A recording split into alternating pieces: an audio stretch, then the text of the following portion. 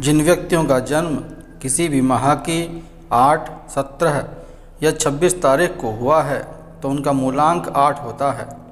यदि आपका या आपके किसी अपने का जन्म किसी भी माह की 8, 17 या 26 तारीख को हुआ है तो आपको ये वीडियो अंत तक अवश्य देखनी चाहिए। मूलांक 8 का स्वामी ग्रह शनि है और शनि को संघर्ष, धीरे धीरे तरक्की देने वाला व न्यायाधीश का कारक या प्रतीक माना गया है। अंकशास्त्र के अनुसार वर्ष 2024 का जोड़ 8 बन रहा है, जो कि शनि का अंक है। इसमें अंक 2 चंद्रमा का और अंक 4 राहु का है। इसलिए इस वर्ष को शनि के कारण जहां स्थायित्व वाला वर्ष माना जा रहा है, वहीं चंद्रमा एवं राहु के कारण उतार चढ़ाव भरा वर्ष भी कहा जा रहा है। आपका मूलांक 8 है तो शनि के प्रभाव के चलते आपके भीतर किसी भी काम को धैर्य से करने की क्षमता पर्याप्त मात्रा में रह सकती है।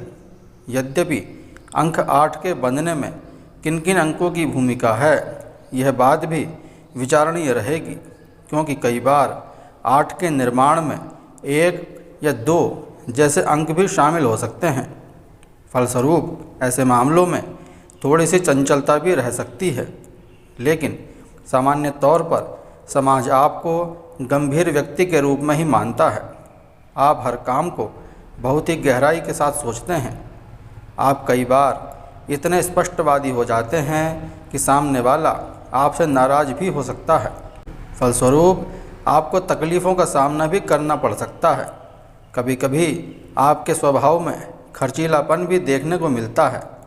धन इकट्ठा करने के लिए आपको खूब मेहनत करने की ज़रूरत पड़ेगी।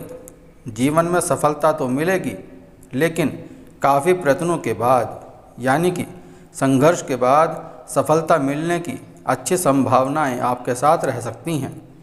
अब जानते हैं मूलांक 8 वालों का वर्ष 2024 का भविष्यफल।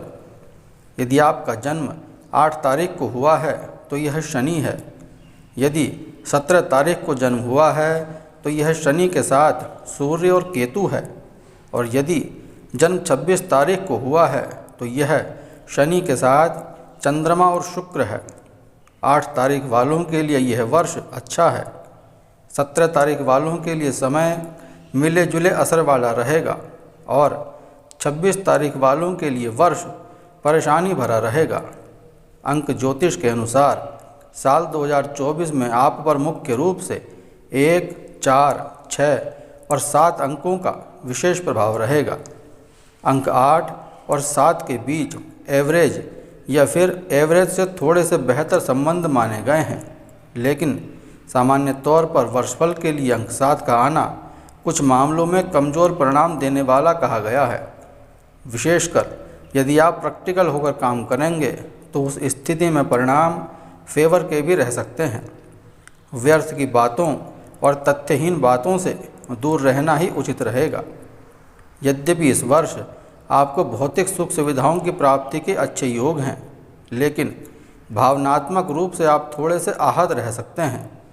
यही कारण है कि इस वर्ष सफलता पाने के लिए आपको दिल से नहीं बल्कि दिमाग से काम लेने की अधिक ज़रूरत रहेगी। यदि कार्यक्षेत्र की बात करें तो भले ही आपका संबंध आपके वरिष्ठ सहकर्मियों व बॉस के साथ कितना ही मधुर हो, लेकिन वहाँ भी जज्बात की बजाय अपनी ड्यूटी पर ध्यान देना ज़्यादा जरूरी रहेगा। आर्थिक मामलों के लिए यह साल औसत से बेहतर है। भूमि, भवन, वाहन इत्यादि के क्रय विक्रय के लिए साल औसत है। अतः सावधानीपूर्वक इस मामले में आप निर्णय ले सकते हैं। प्रेम संबंधों में आवश्यकता से अधिक भावुक होना या बात बात पर हस्तक्षेप करना उचित नहीं रहेगा। यदि आप विद्यार्थी हैं तो वर्ष का शुरुआती हिस्सा थोड़ा सा कठिनाई भरा, तो वहीं वर्ष का दूसरा हिस्सा तुलनात्मक रूप से बेहतर परिणाम दे सकता है। इस वर्ष सेहत का ध्यान रखने की ज़रूरत है। खान पान में सावधानी रखें। जंक फूड, तैलीय वस्तुओं तथा नशीले पदार्थों के सेवन से आपको बचना होगा।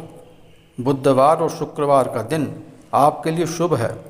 हल्का नीला, चमकीला नीला और सफ़ेद रंग आपके लिए शुभप्रद रहेगा। उपाय के रूप में शिव जी का नियमित रूप से पूजन अर्चन फायदेमंद रहेगा। साथ ही साथ नियमित रूप से गणपति अथर्व शीर्ष का पाठ करना भी शुभ रहेगा। यदि संभव हो तो प्रत्येक महीने, अन्यथा कम से कम प्रत्येक तीसरे महीने में एक बार रुद्राभिषेक करवाना शुभ होगा।